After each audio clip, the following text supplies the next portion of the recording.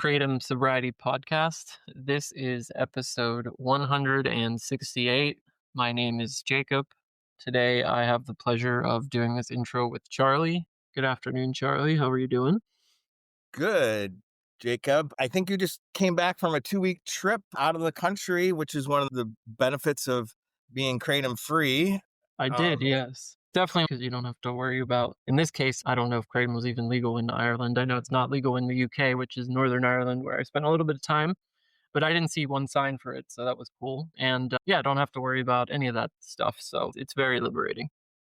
And that's going to be the topic that we're going to talk about today is about in sobriety and quitting kratom, getting to the point where you don't think about it anymore. The interview this week is with Katie Herzog, who wrote a book called Drink Your Way Sober. And it's a specific way of using naltrexone to quit alcohol. You can't do the same thing with kratom because it will cause precipitated withdrawals. And we go into that during the interview. But it is just a great discussion about the parallels of quitting different substances and medicated assisted treatment and harm reduction and related things. Yeah. And we also do have a pretty big crossover of ex-alcoholics and recovering alcoholics and people with polysubstance abuse. But if you're listening to this intro and that doesn't sound like it's something for you, we have 150 oddish quitter interviews in the backlog that probably will be more up your alley, but I'd give it a listen. I'm sure you could learn something from it or at least broaden your perspective. And we did talk about kratom a lot in the interview. Oh, good. Yeah. But we wanted to talk mostly about getting further and further removed from your kratom addiction and your addiction in general. So I can start. Let's see, it's been since the end of April 2023 for me since I've had any kratom or done it. And I'll be very honest, with the exception of doing work on this podcast, I really don't think about kratom at all. I live in a largish city. I probably walk by signs for it multiple times a day. I don't even notice it anymore. I haven't looked at a social media group or a Reddit thread or anything related to kratom in months, maybe a year in some cases. I just don't really feel. It feels almost far away, to be honest, with the exception of this podcast, and I think that's a very good thing because I have no desire to use and really no desire to really even think about it. What about you? Yeah, it's amazing. I'm in the same space. It's been 2.5 years. And it's just so wild that when I was addicted, I was waking up every day and I was either using it right away or I was thinking about whether or not I was going to wait to get some if I had run out. And it was just something I was obsessing about. My whole day was structured about it, especially at the end. I was going to the vape store 2 or 3 times a day. I was an extract user, and I know that's a different way than the powder users and other people. They buy a week's supply or a month's supply. Part of at the end, I was always quitting. And I also found that if I bought like a couple days worth, then my use increased. It spiked. But it just, other than this podcast, like you, kratom doesn't come up into my consciousness. It's not just part of my thinking. Even it's wild with the way the news is right now. There's more and more kratom news, but I barely have the energy to even read the headlines about it just because I'm so disinterested in the subject. And it's freeing. It's a blessing. Later on, I'll talk. It has bled over to my ability to focus and work on this podcast. Yeah, I hear that. But that's the point of when you quit something, when you are addicted to something, eventually you want to be free from it. And it is possible to get there. It has some real upsides. Yeah, it definitely has some major upsides. I don't really think about any drugs anymore, alcohol or any of that. It was interesting because when I quit booze, what led me into kratom was I guess I was still searching for something, but after that experience and everything I've gone through to get where I am now, I don't even, recreational weed is legal where I live. I have no desire to do that. I just don't want to go through anything like that again. And I also just don't really feel like I want to change the way I feel anymore. And I don't think I ever thought I would get there, but I guess it does happen Yeah. after a certain amount of time. Yeah. The first 6 months to a year, I struggled with that. I did continue to stop drinking and I maintained Kratom's abstinence. But I did have some runs with even like nicotine or Celsius drinks and some other stuff. And eventually I worked that all out where I'm not impulsively wanting to use any substance, but it took me a little bit of time to get there. But now, as an sort of an announcement, we're getting to a crossroads with the because many of us, just not us, our other co-hosts are also busy, and this has been a labor of love. And so we're thinking about maybe switching to once a month episodes. We're not sure yet. We're going to continue on the path of weekly for now, but we are so this is a call for volunteers. If you are interested in being part of our team, we do have some roles. We're looking for people who have a year off of Kratom to especially do interviews with other quitters and some other roles, social media outreach. So please consider that, and we'll keep you abreast of where we're going to go in coming weeks. Mm. Yeah, definitely. I think a lot of us have gotten on the team have gotten busier since we've gotten involved with this, and the longer you're away from Kratom, the less. And also just having, I've probably done close to, I don't know, 70, 80 interviews at this point, and it's great hearing all your stories, and it does really help me with my own personal recovery. But it's also at some point I it gets repetitive even for me, to be honest. And I also know too, sometimes we'll get submissions and we don't always get back to you immediately, and then your interest wanes if you're listening to this and you volunteered and you're like, oh, I haven't heard from them. You're on our list. It's just we haven't had the ability or time to get back to you, and we're working through that backlog. But a lot of times we'll work through that backlog and then the person may have unfortunately relapsed or had gotten a cold feet or for whatever reason decided they didn't want to do the interview, and that's okay. It's totally your choice. But the more volunteers we have, the more we can keep up with interviews and the more we could get people on right away when their interest is very hot. Yeah. And to wrap up, the ironic thing is I made a decision to start this podcast, to be honest, when I was still high on Kratom. And I have observed, and I've known this for years, that some of my decision making when I was using Kratom, I was manic and a little grandiose, maybe even. And this podcast was much needed, and I'm glad I started it. But now just my relationship has changed where I don't I'd probably if today, if I had to completely clean, I would probably make a choice to maybe listen more than to like talk. I know a lot more about recovery, but I understand less, if that makes sense, Yeah, when I I do. did the podcast. So anyway, we are looking for other people to come on and fill some shoes for us and pitch in. And we'd like to keep the podcast going. And we're open to new ideas and some new hosts. And if things, we have a couple volunteers that are interested, but if that doesn't pan out, we might be shifting to like once a month. That's one idea that we have, once a month kind of a episode schedule. That's one idea that we have. Yeah. So we'll keep you posted. And I think we've probably said enough on that. So we can get on to your great interview with Katie Herzog, the author. Great, great. And I have an editing decision. I think your dog is snoring in the background. Oh, sorry about that. That is okay. It's very cute. We might leave it in there, All right. not for the interview. Not for the interview.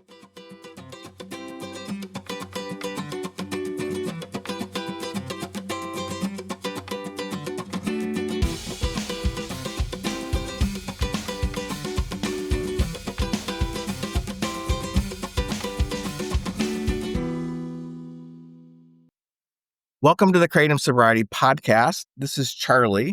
Today we have a unique interview with journalist Katie Herzog, who recently authored a book entitled Drink Your Way Sober, The Science-Based Method to Break Free from Alcohol.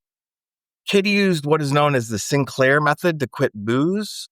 So I want to make it very clear before we get into the interview that you can't do the same method with Kratom, as it will likely cause precipitated withdrawals. You can use the drug naltrexone as a treatment option for quitting kratom. We're going to go into all those details during the interview, but I wanted to make that very clear at the top of our talk. From what I've heard, mixing the two is not a pleasant experience. Same with opioids. Naltrexone is an opioid blocker. So if you take naltrexone and then opioids, it will put you into, and kratom, it'll put you into immediate withdrawal. And because of that, it can be difficult to do things like surgery on it. So you basically have to get off of naltrexone before you have any sort of anesthesia or surgery. So there's definitely some complications. If people are interested in taking naltrexone, talk to your doctor. Yes. Thank you for that. Katie, with that, can you introduce yourself to our audience? Yeah, as you mentioned, I wrote a book on naltrexone. It's called Drink Your Way Sober, the Science-Based Method to Break Free from Alcohol. I'm a journalist. I'm a podcaster. I have a show called Blocked and Reported. And yeah, I'm sober from alcohol.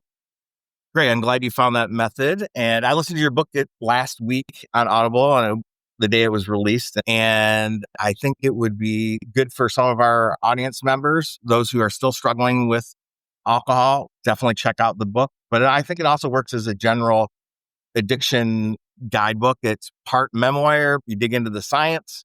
And you also interview experts and other people with similar experiences as you. To give a listener an idea of the extent alcohol impacted your life, I had some rapid fire questions.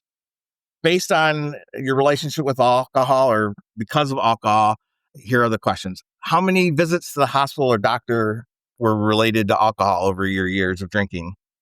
2 hospital visits, and I don't know how many doctor's visits. I was never hospitalized, but I went to the ER twice. Any interactions with law enforcement? Only positive ones, actually. I was extremely lucky.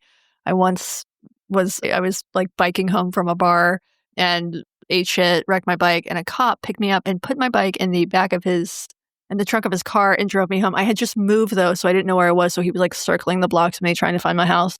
So I was extremely lucky. So that is related to the next question: is how many crashes in vehicles or bicycles and such? Never car crashes. I do not know how many bike wrecks. Many. I have the scars to prove it. Walking too. I was very not great on 2 feet either. The wheels didn't help, but even the walking was at times problematic. That's good that you avoided drunk driving. Many of us didn't. Mostly, not 100%, but yeah. How many lost jobs? Oh my God. At least a dozen, I'd say, over the years. That's serious. Wow. Yeah. And romantic relationships? At least a dozen. Say a lot. Okay. So it hit you in the pocketbook and your heart a lot. Indeed. Yeah, it did. And how did it affect school?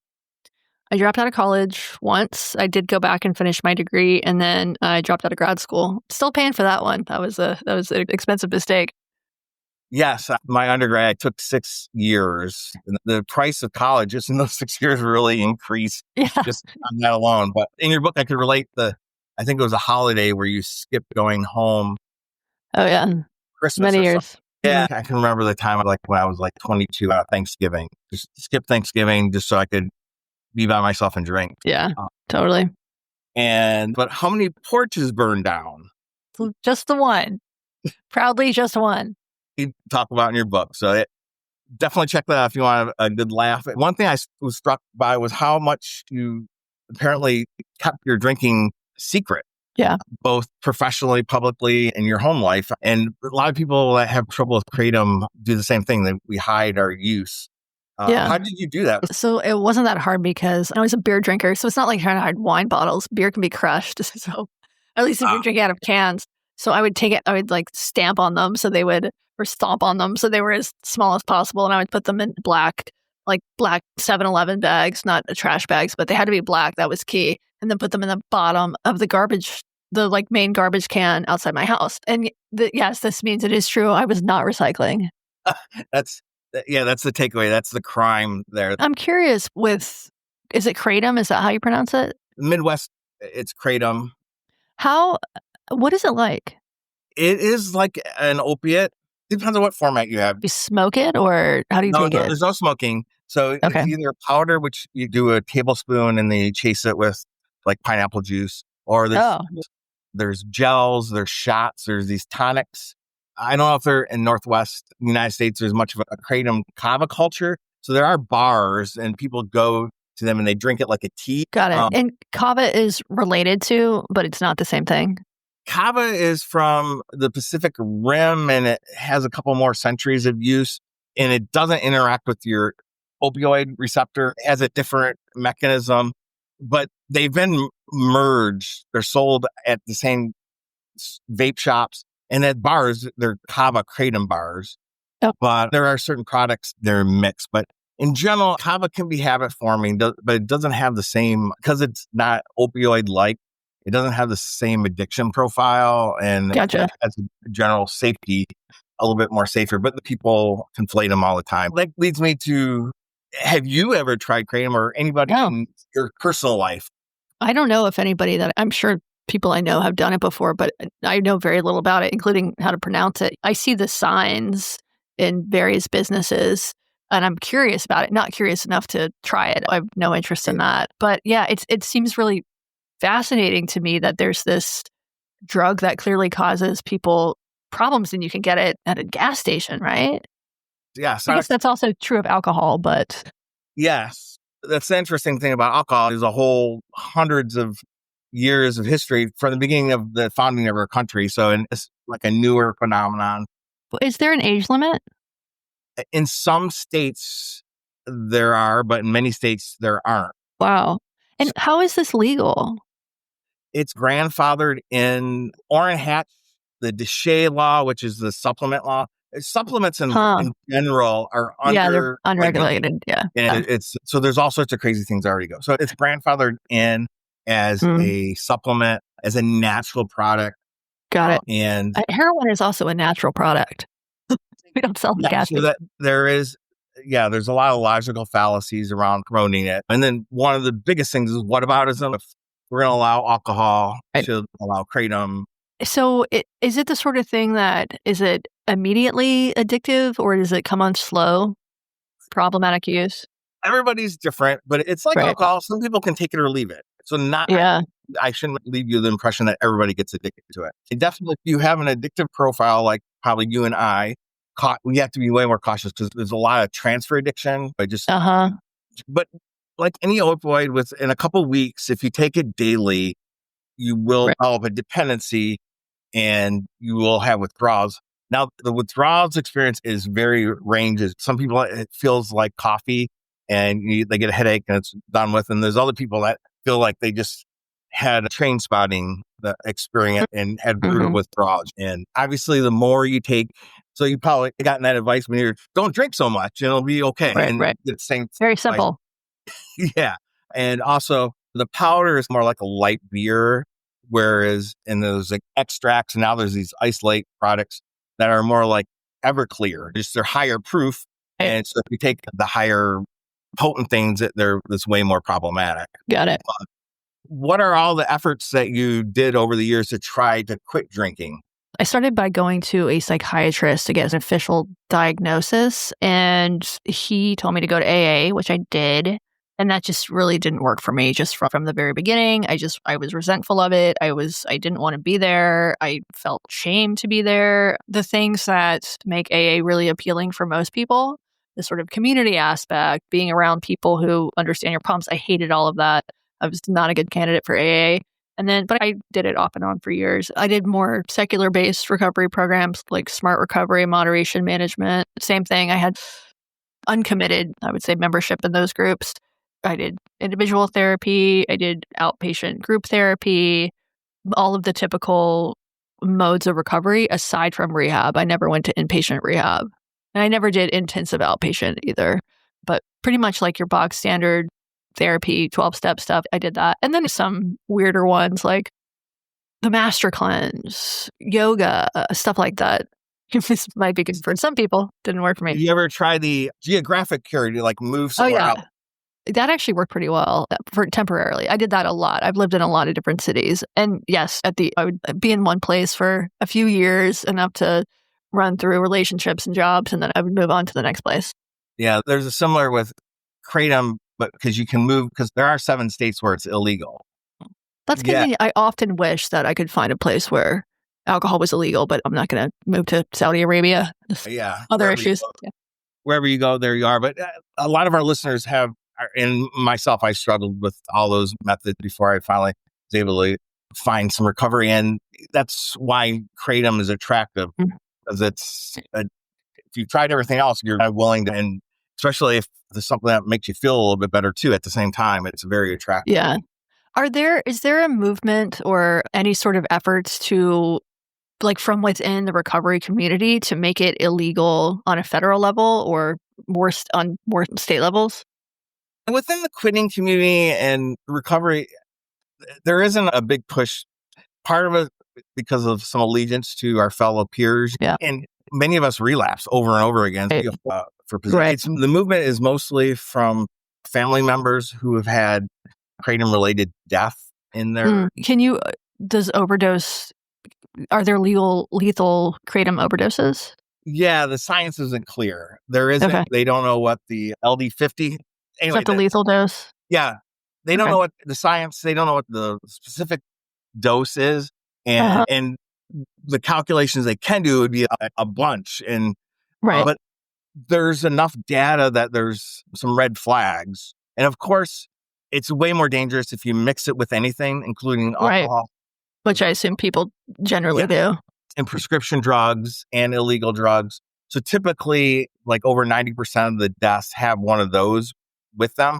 But the interaction definitely doesn't make it better. And most overdoses are multi-drug. That's just the nature of overdoses. That's the debate about kratom's legality is around that because the science isn't clear. But local elected public officials, law enforcement, public health folks, they are having this data, and it is a real problem. But it's either they ban it or it's kind of like the Wild West, where it's just this unregulated landscape. Things like Suboxone or methadone, do they work for kratom? Yes, there is controversy around that within the recovery movement and with large, because some people turn to kratom to get off of Suboxone. Yeah. And kratom tends to attract people that are anti-pharma, and there's a big kratom is almost like a lifestyle choice. It's part of it. It gets part of people's identity. So they're anti-government, they're anti-doctor. They want to take control of their own health, which are all good things. And this is natural. We're not having Pfizer or whatever manufacturer control our life. But then within just old school recovery circles, there is still pushback because there's this puritanical straight still where you have to be 100% clean, or even the word clean is actually controversial especially with anti-prohibitionists, because saying that you're clean implies that people who use it recreationally are dirty or something. So you tried all those ways of quitting. And my observation when I was listening to is that, and like many of us, the barrier it seemed was you really loved drinking and you didn't want to give it up. And maybe you wanted the bad stuff to stop happening. And like all of us are told, just go to AA meetings or go to these treatment. And if those treatment methods don't work, it's because you didn't want it bad enough. And it becomes really frustrating, which opens up why your book is helpful for many people. Why don't we talk about the Sinclair Method and why you ended up going that way? Sure. So the Sinclair Method is a particular protocol for taking naltrexone. And again, naltrexone is an opioid blocker. It's easy to get. Most doctors will prescribe it. It's cheap. It's generic. At least in the US, it's easy to get. And I don't think that's as true everywhere. It's been around it was actually initially developed to treat opioid addiction, but it's been approved for the treatment of alcohol use disorder for over 30 years. And the Sinclair Method is a different way of taking it. So for the most part, if you go to your doctor and your doctor says, here's this drug you might want to consider, your doctor's going to prescribe it the way that most drugs are prescribed. You take it every day. The Sinclair Method is different. You take it only in anticipation of drinking. So if you're planning on having a drink or multiple drinks, any drinks, you take it 1 hour before you drink, and you do this every time that you drink, basically for the rest of your life, or until you decide you no longer want to drink and you reach a state of abstinence, which is what happened with me.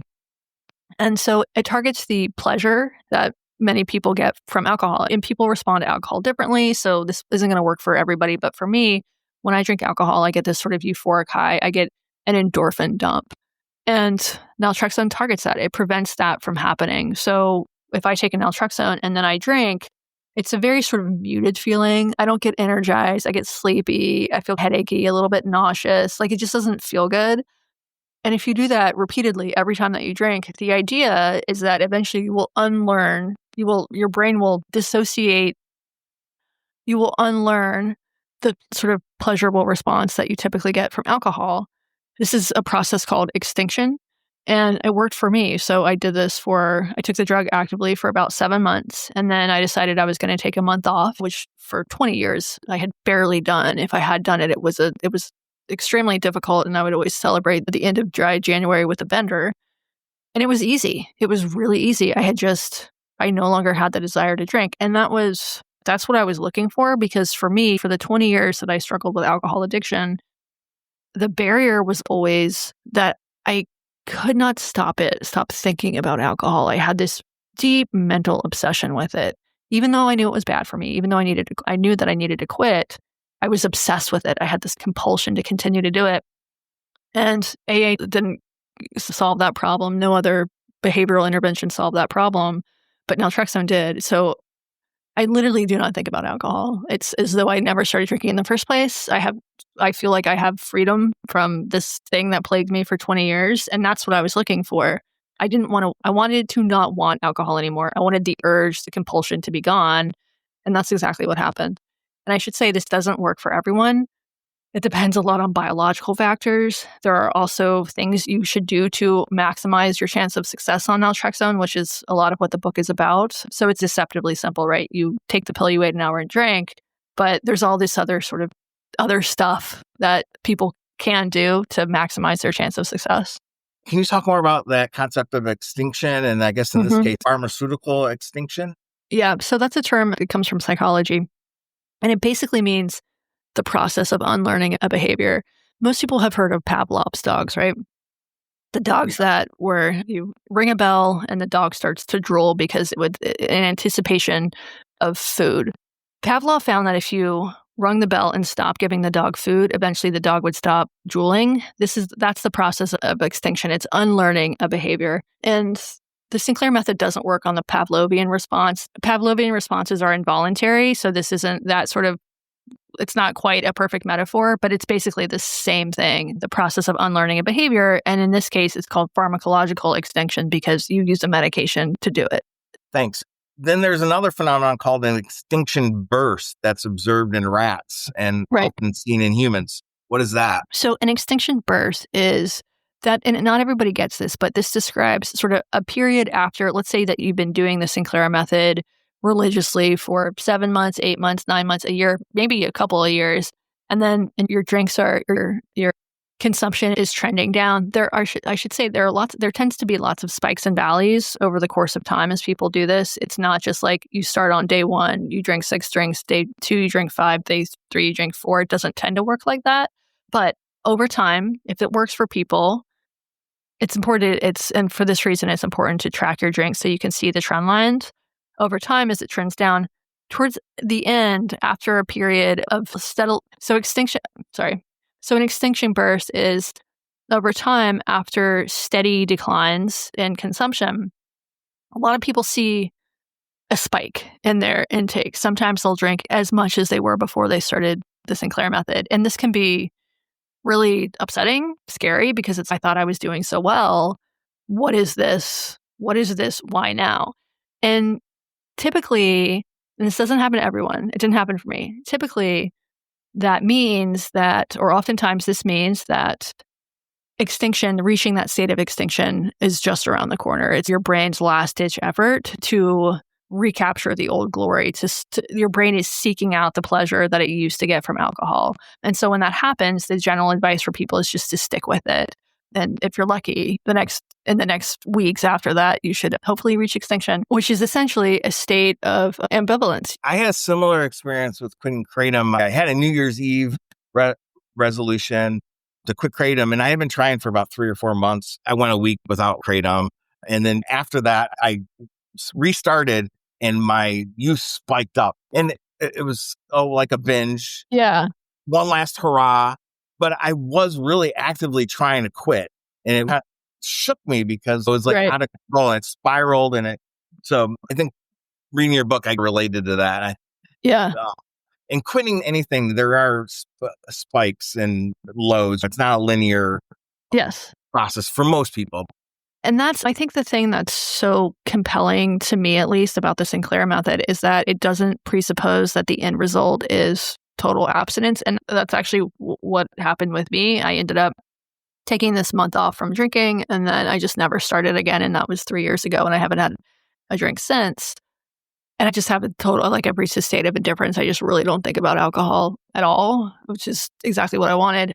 But the way, but it's so different from sort of 12-step programs because that's not necessarily the end result. So a lot of people start the Sinclair method not because they want to get sober, they just want control over their drinking. They want to be able to drink one glass of wine and not the whole bottle.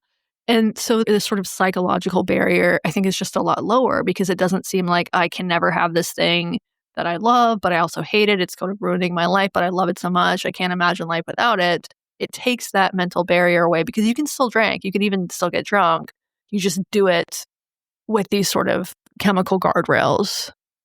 Yeah. And a lot of people quitting, imagining not having that substance for the rest of your life. It's too much to even. Why even start? Why even bother? Because you know it's not going to work. Yeah. And so it's great that the Sinclair method is emerging. And I know the point of your book was, it's been around for a while, but is another effort to make it more aware, have the public know that it's there and explain it in a digestible way that it's easy to intake. Yeah. One last thing scientifically, it's the other end of the spectrum. It's called alcohol deprivation effect. What is that? So this is something that's probably, I'm very familiar to the drinkers among your audience and maybe to Kratom users as well, but this basically describes what happens after a period of abstinence. So logically, you might think that after a period of abstinence, something like dry January or whatever it is, you haven't had a drink or Kratom or whatever for months, maybe years, that the cravings would subside. But for a lot of people, that's not actually what happens. For a lot of people, a period of abstinence actually it increases cravings. And so that's what the alcohol deprivation effect describes, is this idea that basically the abstinence, when it comes to alcohol, literally makes the heart grow fonder. Abstinence can make you want to drink more. And this also is one explanation for why relapse rates are so high, because abstinence itself, a period of sobriety itself, doesn't make the cravings go away. Yeah. And programs like AA can give you tools to handle the cravings when they arise, but it's on a physiological level, it's not going to make the cravings themselves go away. There's a similar dynamics in Kratom too. And Kratom has a major, most people experience a lot of tolerance. So the abstinence period, in an effort to try to quit, it resets people's tolerance. So it's the same dynamics as the first drink after it really hits you. Yeah. Because of the tolerance reset. You described two types of drinkers, reward and relief. Could you go over that? And which one is more likely to succeed with Sinclair? Which one is more likely to succeed with the Sinclair method? Yeah, so this is a bit of an overgeneralization, but to overgeneralize, there are basically two types of drinkers. Yes, reward drinkers and relief drinkers. And reward drinkers tend to get that euphoric burst from alcohol at the first or second drink. Even the anticipation of drinking is very rewarding. They tend to be energized. These people tend to be binge drinkers, life of the party types. And then relief drinkers get the sedating effect from alcohol. It doesn't hype them up, it calms them down.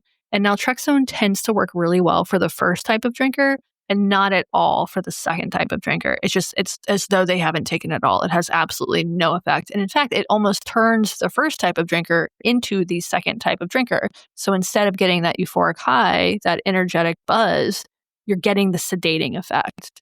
So I was a reward drinker. I would get very energized from booze.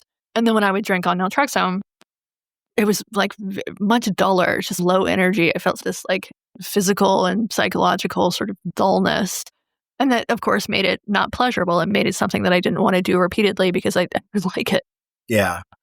I don't think is a perfect analogy transferred to Kratom, but I think there are some patterns between those types of reward use and relief use, especially, can be seen in Kratom as well. Did you talk to anybody who successfully quit alcohol or opioids with the traditional use of naltrexone? So I do know of people who have successfully used naltrexone to quit drinking or to reduce their drinking using that sort of everyday, just taking it every day and not drinking. I also interviewed, none of those voices are in the book. I did, however, talk to a guy who is in the book who took Vivitrol. So that's a shot, a naltrexone shot. So it's slow release. You get the shot once a month. And he was on a combination of Vivitrol and Antabuse, and that worked really well for him. And these methods, I think they're within some Sinclair Method communities. Like every other recovery community, there could be some element of dogma. So some people think that the only way to do naltrexone is the Sinclair Method and no other way is going to work. And that's just not true. It does work for some people to take it daily. It depends on you, your lifestyle, how much you drink, the style of drinker that you are. There's just so many factors. And the book is about the Sinclair Method, which is what I did. But I do not think that the Sinclair Method is the only appropriate way to take naltrexone. It's what worked for me. And the reason I think it worked for me is because I didn't like the way naltrexone made me feel. And if I had to take it every day, I wouldn't have kept doing it. Yeah, I asked because, as we said at the top of the interview, we can't use the Sinclair Method with Kratom. We haven't actually had a lot of people on our podcast, listeners or guests, who use naltrexone to quit Kratom. And the reasons are there are 4 reasons, but one is they're never able to stop Kratom long enough to take naltrexone and avoid it. If they do start using naltrexone, if they want to relapse or whatever dynamic, they'll stop taking the prescription, and within a couple of days, they start using Kratom again. And then third, some people do report feeling a blunted feeling from taking naltrexone, like not getting pleasure from anything, like running. So that is unattractive. We've had some success, 1 or 2 stories of people who use the Vivitrol shot, like you just talked, the injectable form of it. But there are some barrier issues for that in terms of price or insurance. Yeah, it's expensive. Yeah, I think it's out of pocket. It's something. It depends, but it could be between like $1,300 and $1,700 a month. So very pricey. But I think it also is often covered by insurance or Medicaid or Medicare or whatever. When it is, and they do have, you can talk to the manufacturer, and we've had a couple of people get coupons or some kind of relief from the pharmaceutical company. From just looking at naltrexone and talking to so many people, and any tips on using naltrexone to quit alcohol, using it as the traditional way, not the Sinclair Method? And from your experience using naltrexone and the research for the book, do you have any tips for trying to use naltrexone to quit Kratom? Make sure you are very clean first before you do it. And then it might be effective at reducing cravings for opioid use disorder, but I have no experience with it, so I hesitate to comment on it. But I think it's worth a conversation with someone's doctor. And oftentimes, general practitioners just really are not well-versed in addiction medicine. It's really unfortunate, the first-line doctors that most of us see, so family physicians, general practitioners, ER doctors, they don't know what, medical training for addiction medicine has been basically non-existent. So you oftentimes have to go to a specialist. Yeah. Like you said in the book, that for years the training was go to an AA meeting and. Right. Yeah. But there are specialists, and because of telemedicine, it's easier to find, you don't have to just go to your local family doctor. You can find people who are really well versed in addiction medicine. And I think it's worth for anybody who is struggling with this, alcohol, kratom, whatever, talk to the experts, and not just experts who come from recovery communities and 12-step communities, but experts who, not that they aren't valuable, I think they're immensely valuable, but experts who have some understanding of pharmacological solutions to, or at least treatments to addiction. We're a self-help podcast. I'm not a doctor. We try to avoid giving medical advice. But because of all those factors, if people are going to use a medicated assisted treatment, that it's Suboxone. Yeah. That folks do. And there's a success rate with that. So the Kratom quitting community is similar to the Sinclair Method. We had to create our own online community outside of traditional 12-step and traditional addiction recovery circles, both because there's some stigma with the Sinclair Method and there's just a lack of awareness. What dynamic did you see with that? This creating this kind of building a standalone community outside of the traditional addiction places? I think it's really important. The things that AA and 12-step programs offer are so vital, especially for people in the midst of addiction. Community support, a place to go if it's in person, and especially if your community is built around doing the substance, oftentimes you have to leave your community. That's incredibly difficult to do. And so to me, that's one of the most valuable aspects of the 12-step programs, besides the fact that it's free, which is amazing, which AA has been around for almost 100 years, not quite, but almost 100 years. And there are chapters all over the world and it's free. It's nonprofit. They aren't begging you for money. They ask people for a $2 donation. I think that's really remarkable. And I know so many people who have benefited from these programs in large part because of the community aspect.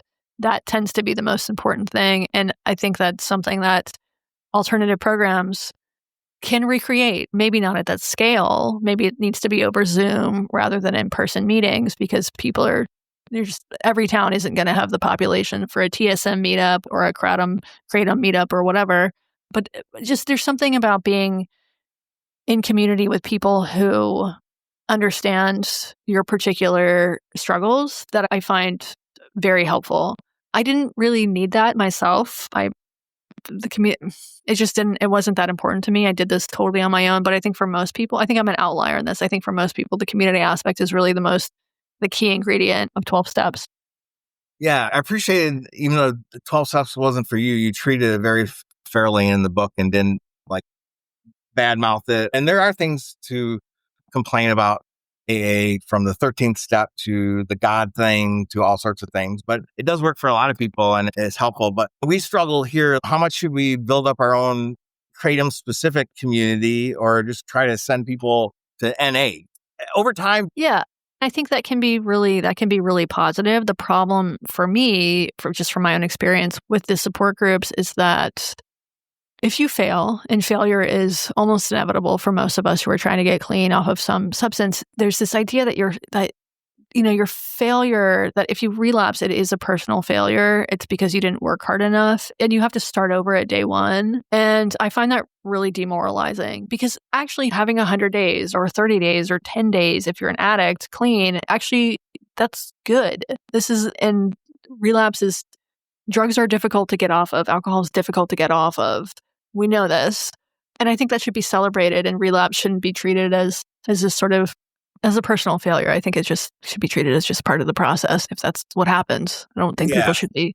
I don't think that should be. And the problem is that the shame can derail people so that they don't even bother to start over because they feel so much shame. And the only thing that makes the shame go away is doing the substance, at least temporarily. Of course, it comes back.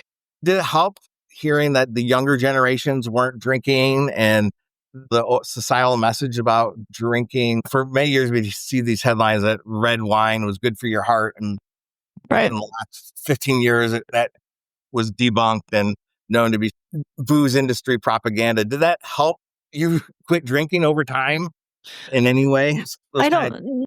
No, I don't think it helped me at all. But I do think this is I heard something on the radio today that at this point, a lower percentage of Americans drank than ever before. I do find that to be a positive development. The problem is that Gen Z, younger generations, they're not just not drinking, which I think is good. They're also not socializing, which I think is bad. And alcohol, people do not need to socialize over alcohol. But if what people are doing instead is staying at home and scrolling on their phones, I don't think that's healthy for society. I don't think that's healthy for the individual.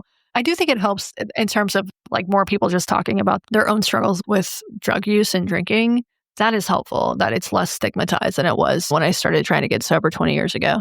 I ask those questions partly because within the pro-Kratom world, there's this idea that Kratom addiction is like socially constructed, so that if Kratom is marketed like caffeine and it's seen as drinking a tea, and it's normalized in American society, it'd be as popular as Starbucks and as safe as Starbucks. And it's almost like any problem you have with Kratom is like user error. And right. What do you think about the disease model being applied to addiction? I think it can be helpful in the sense that it takes the onus away from thinking of drug addiction as a moral failing, which I do think is helpful just in terms of destigmatizing. I don't think it's necessarily accurate.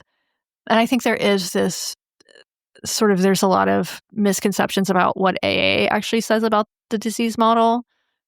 Bill Wilson, the founder of AA, he called it basically a spiritual malady. I think of it myself as a maladaptive coping mechanism, a learned behavior. I think that works for me, but I don't judge other people for thinking of themselves as having a disease. It's not like other diseases that we have. Yeah. And I don't think it's not as common to think of it as a disease outside of the US. Why do you think there's still some pushback on medicated assisted treatment and addiction in recovery circles and in society at large? Yeah, I think there's a couple reasons. Part of it is because most people who work in the recovery industry got sober the old-fashioned way, and so they just assume that what worked for them is going to work for everyone. There's also some moralizing, this idea that addiction is some sort of spiritual deficiency, and that itself can't be helped with a drug. That's just not my experience of addiction, though. I don't think that I became addicted to alcohol because I have trauma or anxiety or depression or a spiritual hole that needs to be filled. I became addicted to alcohol because I drank a lot. It's very simple. So yeah, I think there's a couple of factors here, and part of it is cultural. And the other thing is drugs like naltrexone. Naltrexone's been generic for a long time now, and so there's very little financial incentive for drug manufacturers to market it, because if they split all this money into marketing it, they could just be undercut by the drug manufacturer down the street. So there's also a financial incentive here, and that there's not a financial incentive here to market it. And I think that's part of the reason everybody hasn't heard of naltrexone, and there are ads for naltrexone on the side of every school bus, or not school bus, every city bus. There also remains some pushback on harm reduction. Yes. Yeah, and addiction recovery circles in general, and then the Kratom quitting community. So just the edgy, let our listeners know what I'm talking about. So in some places, there's pushback about tapering off Kratom by using Kratom, and it is a substance that lends itself to tapering, or switching from like powder to get off something that's more potent. It's like you're still using, those are bad ideas, but it can be helpful. And it's also related to, you have to be 100% quit from all intoxicants, and then you have to maintain 100% continuous sobriety. So one thing about your book and the Sinclair Method, it counters all that and creates a pathway. So I think the tension is that people that criticize harm reduction, like they think it gives some kind of permission structure to give people keep using or to relapse. How do we fight back to be like abstinence is the only way? Well, I wrote a book. That's my attempt to do it. You're doing a podcast. I guess we're doing what we can. And I think harm reduction is also facing a bit of a PR crisis, because harm reduction is a huge concept, but I think oftentimes when people hear the words harm reduction, they think of safe injection sites in San Francisco or Vancouver or wherever. And you can, in most American cities, at least in Seattle, where I'm most familiar with, when you walk down the street, people in the midst of acute drug crises, specifically fentanyl and also meth.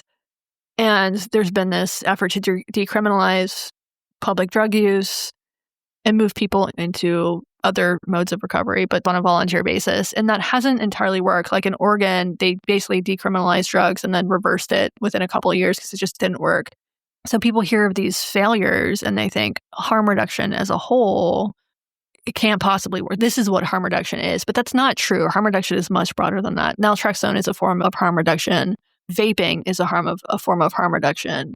I would argue that low alcohol beers can be a form of harm reduction. And so I think the concept itself needs better PR. Yeah. And to be fair, Kratom is seen as a form of harm reduction. It's definitely safer than going to the streets to get drugs. Yeah. It's safer than taking fentanyl or intravenous drug use. Obviously, this form of harm reduction can also itself cause harm, and people need to be realistic about that. Yes. You barely mentioned your parents in your book, and like you just said, you don't have any history of trauma. And I'd probably argue that you're a fairly high-functioning alcoholic. So we get emails from a lot of a lot of people saying they can't relate to some of our stories because we do have a lot of folks who do have traumatic experiences, life events that would make sense of why they might be addicted, or they have really extreme use cases of Kratom and their life got really messed up. So did you, as somebody with your profile trying to get sober, did you have trouble relating sometimes to people, and how did you navigate that? I think that no matter what level of addiction or how functional you are, the thing that addicts can relate to among ourselves and each other is the obsession and the compulsion. And to me, that's the sort of defining feature of addiction. Is somebody who's, they say in AA, somebody's life who has become unmanageable. That wasn't entirely my experience. My life was continued to be manageable. My addiction was no longer manageable. But I experienced that, the obsessive thoughts, where I thought about alcohol all the time, whether I was drinking or not. It was always in the back of my mind. And that to me is the defining factor, the defining feature of addiction is how much space in your brain does this take up? That's well said. Thank you. Related is, and I think I heard this, maybe it was on your podcast, but this idea that you have to have this grueling recovery experience, like necessarily so.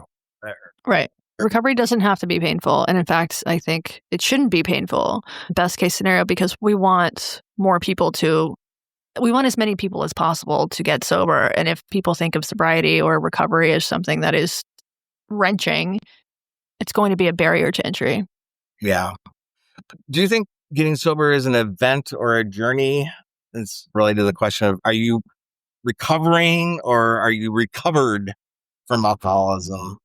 I think that I am recovered. And this is probably something that would be controversial within other recovery communities, but my experience of the Sinclair Method, I no longer think about alcohol. It has no pull on my life. I'm not in a recovery community. My life is as though I never started drinking in the first place, which is what I wanted. That was the goal. But I think for other people who do it in this sort of traditional way, where it's a daily reminders, daily affirmations, going to meetings, recovery is a lifestyle almost. It's just not my experience of it. I know from your book and your podcast, you're a dog mom. Did quitting drinking make you better? Oh, absolutely. My dog gets many more walks now that I'm not spending all of my time drinking. Yes. All right. And do you have cravings anymore these days? No, I have no cravings. That's great. And so does that mean you're no longer taking naltrexone? Yeah, I don't take it and I don't drink. All right. And you have a favorite non-alcoholic cocktail or non-alcoholic drink these days? I drink a lot of bubble water with juice. Right now I'm on a apple cider and bubble water kick. I think the sugar in the apple cider gives it a nice fizziness. All right. Accidentally turned into participating in the self-help universe. Did you do any cold plunges today? Absolutely not. I'm a reluctant participant in the self-help world. I do basically no sort of self-care kind of things. I take walks. I try to exercise. I get 10,000 steps a day if I can, but I don't really participate in the rest of it. No, definitely no cold plunges. No saunas either. I don't do that stuff. Are any closing remarks or answer to a question that I didn't ask? No, it sounds like you're doing good work here. Good luck to everybody who's fighting this. It's not easy. Yeah. Thanks. I think we have that in common. It is really demoralizing being stuck on a substance and trying all sorts of different ways and not having success. Yeah. It's good to hear that there are ways there's all sorts, that's the point of our podcast, is there's all sorts of ways to get over an addiction. Yeah. And there isn't a one size fit all. Yeah, totally. Thank you so much for your time. Thanks for having me. Appreciate it.